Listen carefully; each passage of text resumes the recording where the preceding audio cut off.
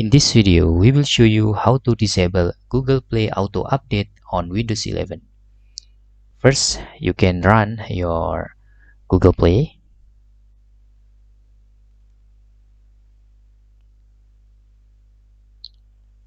If you don't yet install the Google Play, you can see our tutorial how to install Google Play on the link in here.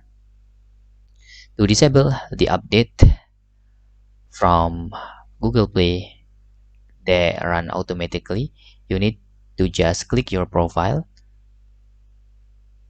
and choose settings, or you can also using this icon bar in here and choose settings, and you can untick this.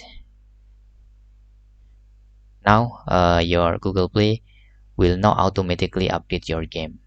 This is to prevent maybe you don't want the game update automatically if you already have the best experience with the current version of the game.